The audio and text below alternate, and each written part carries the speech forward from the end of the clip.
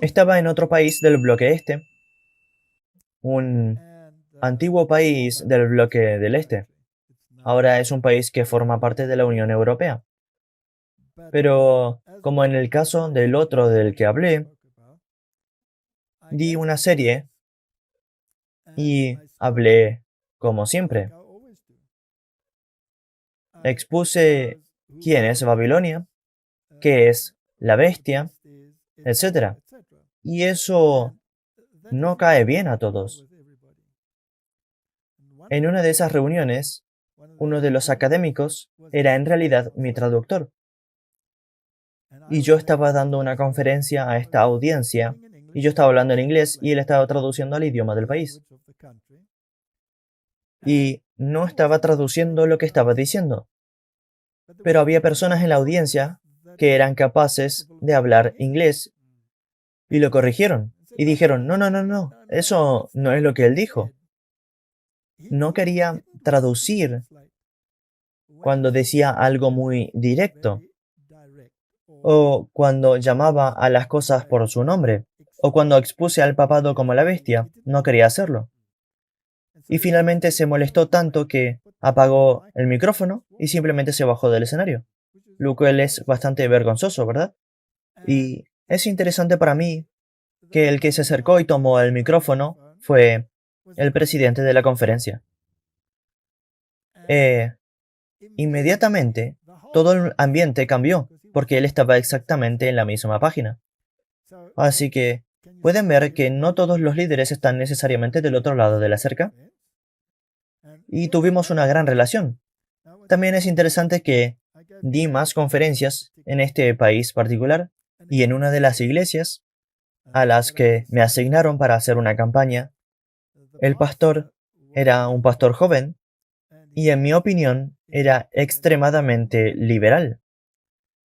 Y su interés era la música y la guitarra, y el mensaje es secundario.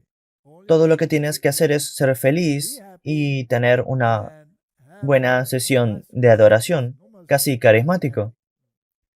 Y eso era todo lo que se requería. Así que no estaba impresionado por nada de lo que dije. Y él era un tipo joven y no era grosero, pero obviamente no estaba en la misma página. Hasta el punto en que yo podría decir que estaba molesto, porque esto estaba alborotando las plumas y no le gustó. Él quería un ambiente agradable y tranquilo, sin preguntas que pudieran causar controversia. ¿Qué es ese libro que está escrito? ¿No se llama La Gran Controversia? Correcto. Así que a ellos no les gustó la controversia. Y aquí hacia el final de las reuniones, que es ahora una semana o dos después, de repente su comportamiento cambió. Y pensé, ¿qué sucedió? ¿Algo que yo dije lo afectó? Y él dice que quiere hablar conmigo. Así que dije, ¿está bien? Así que cuando la gente se había ido, vino y se sentó a mi lado. Y comenzó a hablar. Quería halagarme a mí mismo de que era algo que yo había dicho. Nada de lo que había dicho le impresionaba. Nada. No era yo en absoluto. Tuvo una charla con su abuela, que tenía más de 80 años. Era una señora muy mayor. Y él era su nieto. Y le dijo, después de las reuniones, ahora puedo morir en paz, porque sé que el viejo mensaje adventista todavía está vivo y está siendo predicado en el mundo. Y eso le disparó una flecha directamente a través de él. Así que no era lo que le había dicho yo, era su abuela. Y de repente se dio cuenta. ¿Ese es el mensaje del advenimiento? Y comenzó a pensar en él. No sé lo que le pasó al joven, pero hubo una transformación total. Martin, si la gran controversia no hubiera llegado a esas reuniones, ¿la abuela habría podido disparar esa flecha? Ahora, por el hecho de que no estaba interesado en el principio, yo podría ver eso como desalentador. Correcto. Podrías renunciar. Sí, y algunas personas podrían rendirse si tienen tanta oposición. Pero esto fue para mí una confirmación total de que Dios está ahí. Él siempre está trabajando. Y no debes juzgar a alguien por su tela, porque no sabes si ese joven recibirá una flecha en el corazón de algo que no tiene nada que ver. Y de repente toda su vida cambia. Puedes tener una experiencia como Pablo. Y esto es lo que la gente necesita entender en esta iglesia. Necesita entender que los problemas son grandes, que hay muchas razones para la división y la discusión, y que habrá un desarrollo decidido de campamentos dentro de la iglesia. Y el temblor será una experiencia muy dolorosa.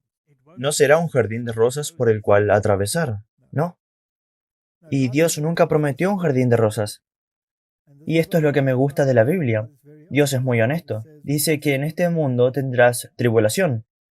¿Y crees que puedes beber de la copa? Si crees que puedes beberla, de hecho, lo harás. Ahora, he tenido muchas experiencias con esta iglesia y con el liderazgo, y he tenido algunas experiencias increíbles, algunas de las cuales nunca las he compartido, porque no quiero parecer divisivo o que parezca que estoy arruinando a la iglesia. Pero a veces, mientras escucho lo que acabas de compartir, encuentro aliento y esperanza de nuevo en las historias. Sí, y no descartes a todos los que están en el liderazgo porque toman una posición que según usted es contraria a lo que cree que debería haber sido tomado. Y he tenido ocasiones en las que he entrado en un conflicto severo que ha causado mucho dolor personal.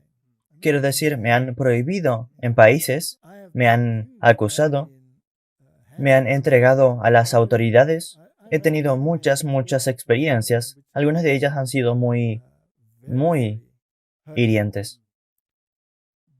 Pero la pregunta es, ¿cuál fue el resultado de esas experiencias? ¿Fue solo venganza personal contra mí?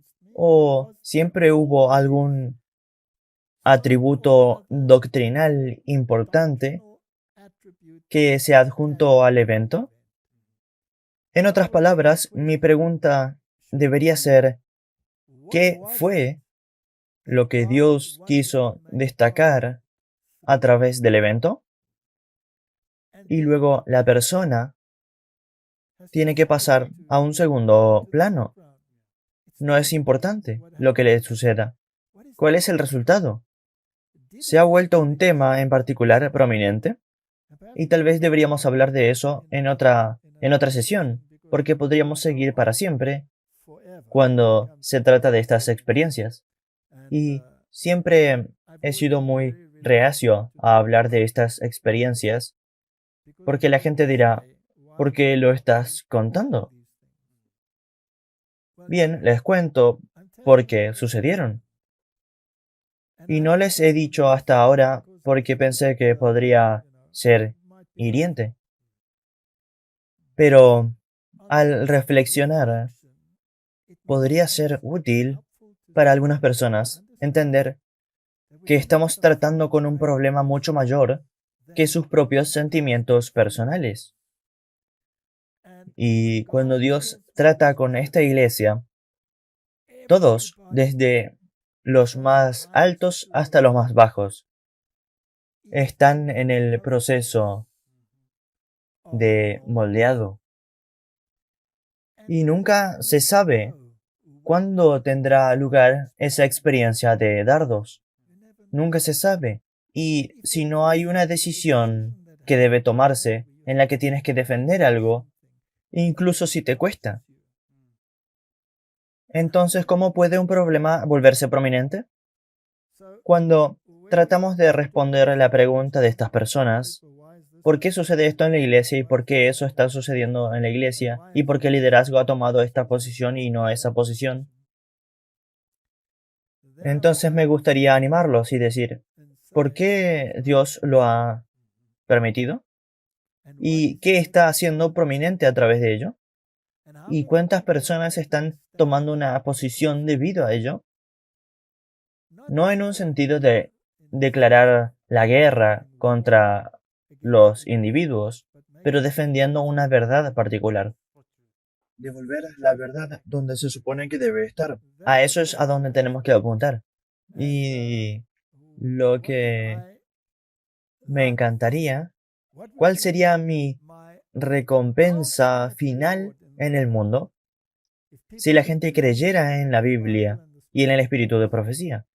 Si la gente se diera cuenta del descanso y la paz que puedes tener si sabes que fuiste creado a imagen de Dios, que no eres una ocurrencia tardía.